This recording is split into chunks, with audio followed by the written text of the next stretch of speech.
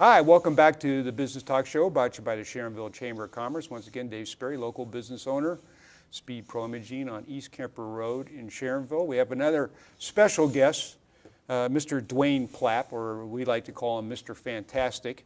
And he is the owner of Sales Without Selling. And he's done a number of seminars for the Chamber, lunch seminars and things, and he's getting to be quite well known in the area, even though he lives an hour and a half away in Kentucky and he runs lots of miles on his car. But he's getting to be quite a fixture here in Sharonville. So Dwayne, welcome to Business Talk. Well, thank you. Thanks for inviting me. And how are you today? I am fantastic. There we go. Okay, so let's talk about what is sales without selling. Sales without selling is a concept where most salesmen today are always trying to sell. The whole idea is getting in the environment so the person is buying. So sales without selling is actually changing the environment so the person's buying from you rather than you trying to sell to them. What do you mean build sales, build your business on stone? Well, building your businesses on stone, in all my businesses I ran, was all about relationships. If I make cold calls and I do a lot of advertising, all those things, they help you grow your business. But as soon as they stop making phone calls, as soon as you stop going on businesses, as soon as you stop advertising, your business goes down. If you develop relationships, it allows you to go do something else in your business, your pipeline still maintains the fullness that you need, and you keep your pipeline full, because most businesses who fail in the first 5 years is because they haven't developed any type of relationship. So building your business on stone is an old Bible thing, is rather than on sand. My feeling of cold calling and all the other things that you do are sand, and as soon as you stop doing them, it sinks. But stone doesn't go anywhere. So how do you create your target market? Well, I have found most people, the best target market is usually based on what they enjoy doing. The people that they always work around. It's always been said, birds of a feather, flock together. Well, guess what? Same token. You find most people who've been in business for several years, if they look at their whole scheme of who they've sold over the years, it's got a lot of commonalities, and a lot of it's based around whether you like to play golf, whether you like to play tennis, whether you do this or that, or maybe you're in fitness. And you'll find a lot of your clients have come from that venue. So if you just look at what you're already doing, your ideal client many times will come right from the things that you're doing every day. And maybe if you're involved in the community, that's where your target market, and that's what you need to look at, rather than trying to go everywhere and anything and don't really create any kind of camaraderie, any kind of integrated relationships. Your target market is usually right there where you're sitting. Yeah, so you're always going after a certain target market, not the old, well, I can sell to anybody, so everybody's my potential customer. Right. Once you learn that everybody and anybody is not your target market, then you have grown. Because big corporations, they have meetings all day long. Who are we going after? McDonald's, because when we were younger in the 50s and 60s, the kids were their market. Doesn't mean I couldn't buy a hamburger, but their target market, where they spent their advertising dollars and their money to market their products, was based on going after certain people. So what is meant by antenna up? Well, one of the things most people do not do is they not pay attention to what's around them.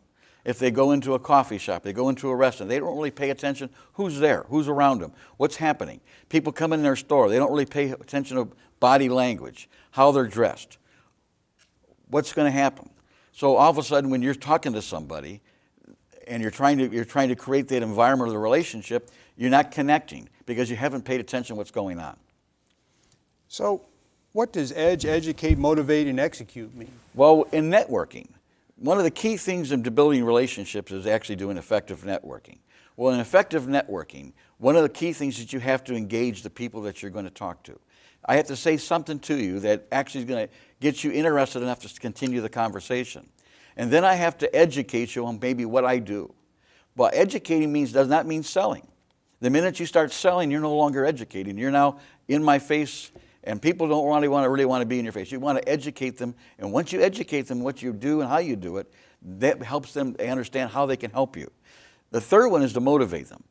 In relationship selling, okay, or in relationship businesses, what you want to do is you want to motivate me to help you grow your business. The only way it's going to do is you got to find ways to motivate me. Many ways, and 90% of the time is maybe help you grow your business. If I help you grow your business, you're going to help me grow my business. So it's motivating each other. And the fourth one is execute. I can do all those first three things, but if I don't make something happen and I don't actually execute the plan, nothing ever happens. You got to deliver. Got to deliver. What is meant when you say fusing? Fusing. Fusing your relationship. Well, I'm sitting there and I'm talking to you, and we find some things in common. But if I don't actually try to get involved with involved in your life, I don't really fuse our relationship. We don't become friends. The whole thing on fusing was basically, you can call it friends. Actually, if I talk to you about golf and you love golf, now all of a sudden, where'd you play golf? How'd you play hole number 12? How'd you do this? All of a sudden, we got something in common. We start bonding. And once you start bonding, your relationship fuses. So I call it fusing your relationship. What is involved in changing the mindset?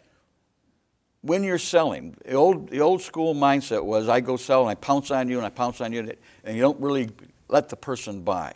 So in the mindset of most salesmen today is you've got to change that. Allow the person to buy. With the advent of the internet and the advent of all the things online and everything else, people already know about your product. They already have an idea of what they want to buy. So when they're talking to you, they're not really interested in being sold to.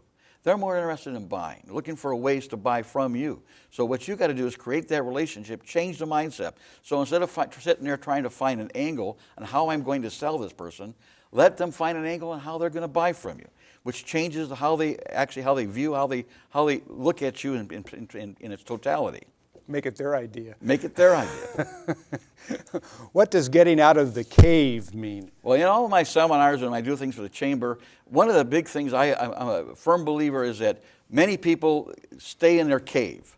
They get out of bed in the morning, they have breakfast at home. They then drive their car to the office. They get in, they take bag lunch so they don't meet anybody. Then they get back in their office, do the rest of their work, get in their car and drive home. How many people did you meet? Well, I can't get any referrals. Nobody wants to really have a relationship with me. I don't know anybody. Why? You didn't create any activity. You're staying in your cave. So I say you got to get out of your cave. You got to create the activity. You got to go out and expose yourself to the people. Get involved with the community. Get involved with the chamber. Get involved with networking groups.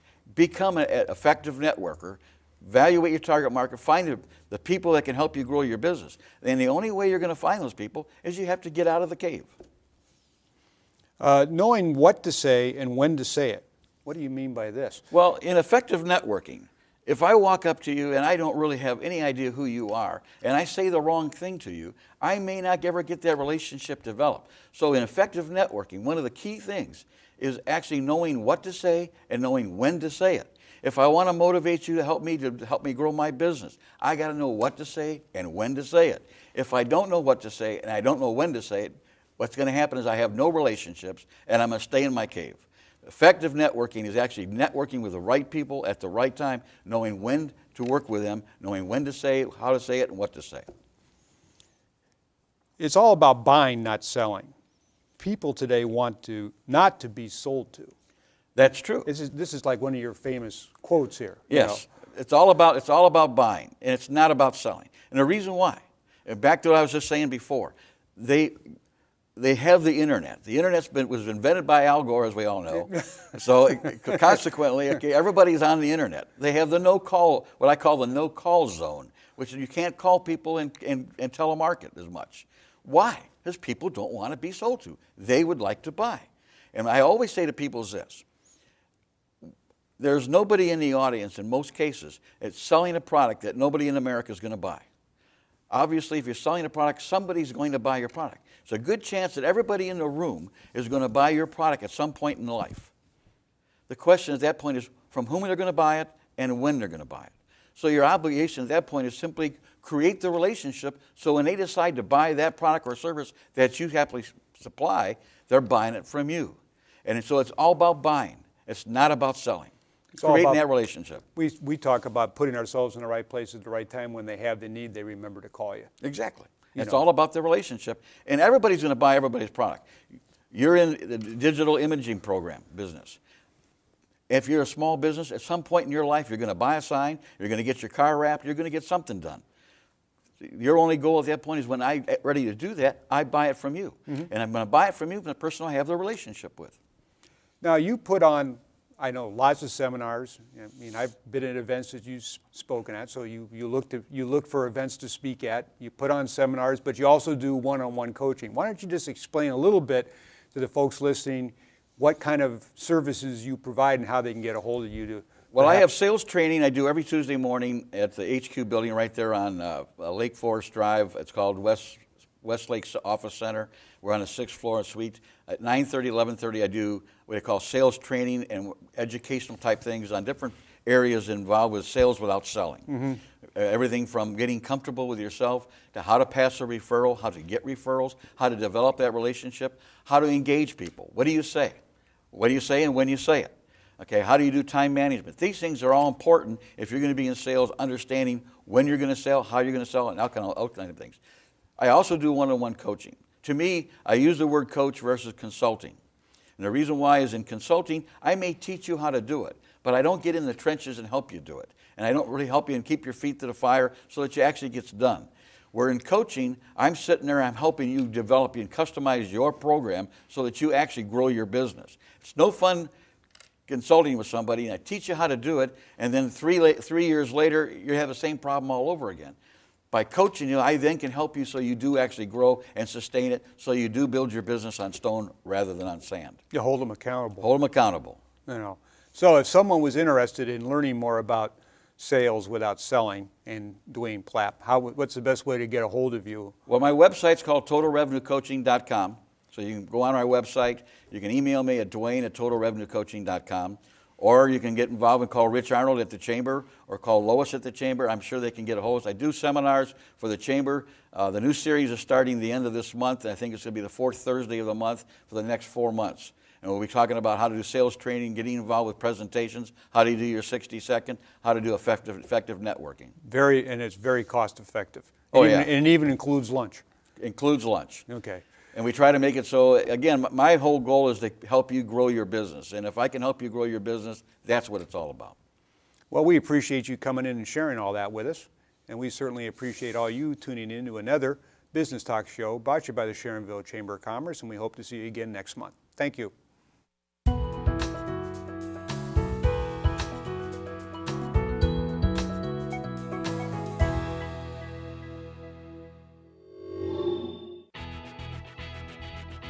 Here at Speed Pro Imaging, we do all forms of large format digital printing and also graphic design. This would include things like vehicle wraps, full color banners, trade show printing, and even custom cut decals and label prototype work. For more information, give us a call at 513-771-4776 or visit our website at www.speedprocincy.com.